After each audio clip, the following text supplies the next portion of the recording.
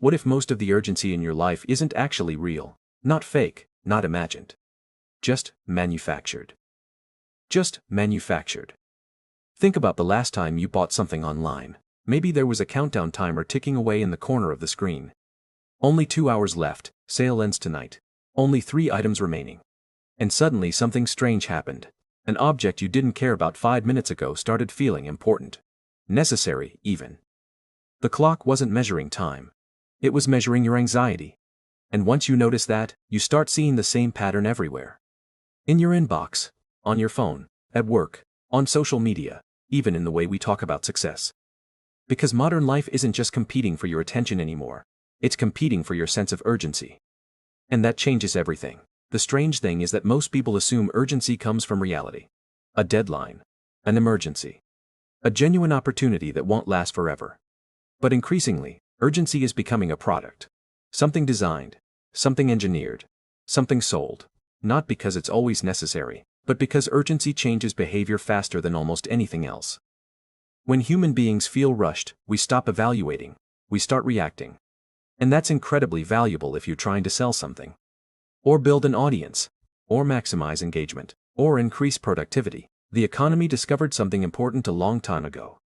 People make different decisions when they feel time pressure. Not necessarily better decisions. Just faster ones. And in a world where speed often generates profit, that's all that matters. Think about the architecture of modern consumer life. Flash sales. Limited time offers. Black Friday countdowns. Airline booking warnings. Concert ticket alerts. Everywhere you look, someone is telling you that now is the moment. That waiting is dangerous. That hesitation has a cost. Sometimes that's true, but often, the urgency itself is the product being sold. Behavioral economists call part of this scarcity bias. When something appears limited, we automatically assign it more value. Not because the thing changed. Because our perception changed. The same product. The same price. The same quality. But now there's a clock attached to it. And suddenly it feels different.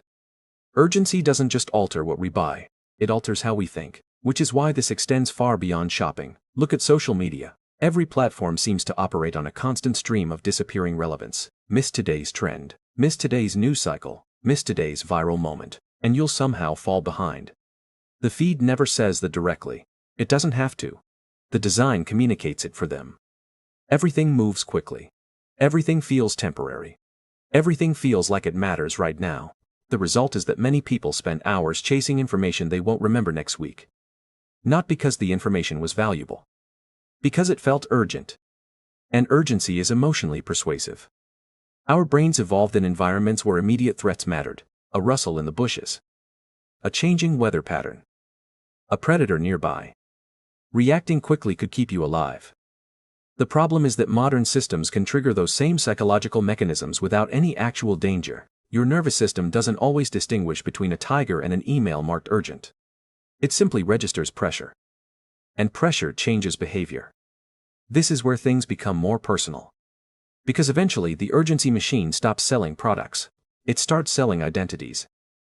Productivity culture may be one of the clearest examples. For years, we've been told that every moment should be optimized. Every hour should be productive. Every goal should be accelerated. Every goal should be accelerated. Every achievement should happen sooner. Faster promotion, faster growth, faster financial progress, faster everything. The underlying message is subtle but powerful. You are behind. And if you're behind, you need to hurry. That's a difficult message to live with. Because unlike a countdown timer, this deadline never arrives. There's always another milestone, another benchmark. Another person moving faster than you. The finish line keeps relocating. And many people don't realize how much anxiety comes from trying to satisfy a deadline that doesn't actually exist. You see it in careers. Someone gets promoted at 28. Suddenly 30 feels late. Someone buys a house. Suddenly renting feels like failure. Someone retires early. Suddenly a normal retirement sounds inadequate. The timeline becomes contaminated, not by reality, by comparison, and comparison creates artificial urgency remarkably well, because nothing makes people feel rushed quite like watching someone else move ahead. This is one reason financial stress today often feels different from financial stress in previous generations. Inflation is real, housing costs are real, job insecurity is real. Those pressures absolutely exist. But layered on top of those realities is something else. A constant stream of signals telling you that you're running out of time, running out of opportunities, running out of chances, running out of life, even when you aren't. It's like trying to navigate a city where every traffic light is flashing red.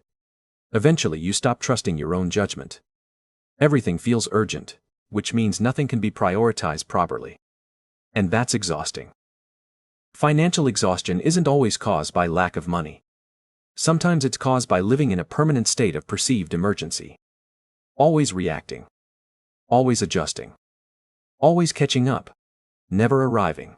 The irony is that some of the most important financial decisions in life work best when urgency is removed. Long-term investing, career development, skill building, relationships, health. These things often reward patience more than speed. They compound slowly, almost invisibly. Like planting a tree. You don't dig it up every week to check whether it's growing.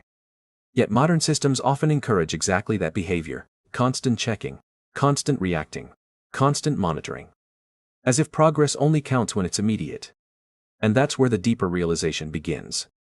Maybe the real challenge isn't learning how to move faster, maybe it's learning how to distinguish between genuine urgency and manufactured urgency. Because they aren't the same thing. A medical emergency is real urgency.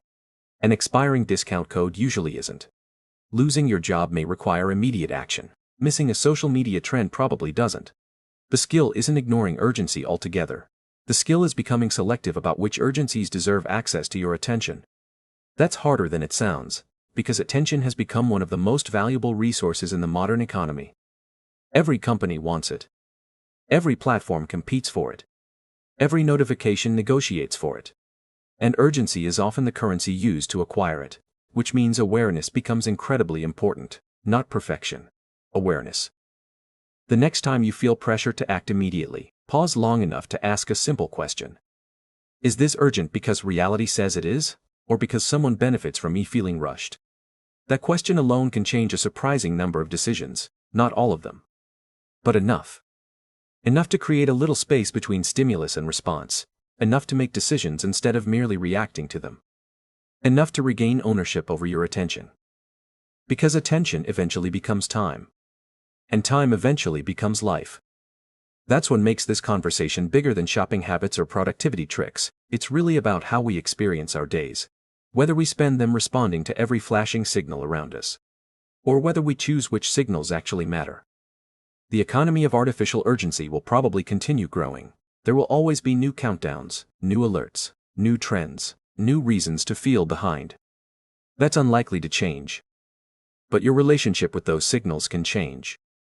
You don't need to reject modern life. You don't need to disconnect from everything.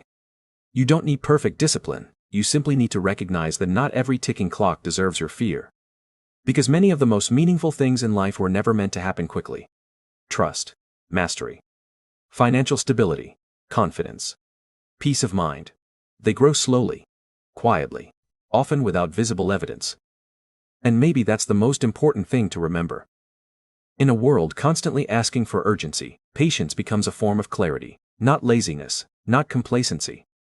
Clarity.